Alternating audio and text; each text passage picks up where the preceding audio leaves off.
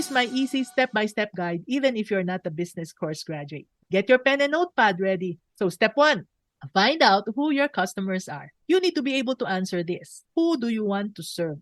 You must consider their age, gender, location, occupation, income, educational level, and civil status, among other information. And these are basic details that will help you know your customers intimately.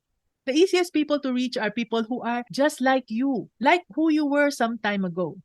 Next, step 2, find out who your competitors are. Now, this might sound like you're going to spy on your competitors, but this is really for you to find out how they are serving your target market. How do their products solve your customers' problems? Are their customers happy? You have to dig really much deeper. And this brings us to step number 3. Determine what benefits your product or service has to offer. Once you know who your customers and competitors are, you'll be able to offer a better solution. And this may be in the form of a special feature or design, a different level of customer service or longer warranty, etc. And this will make you stand out in the crowd. Now, step number 4, discover how much is your target market willing to pay for your products. Don't fall into the trap of thinking that offering your product or service at a cheaper price will win you more customers. This is why you need to go through steps 1, 2, and 3. You see, customers are willing to pay more if they find value in your product. And they will continue to buy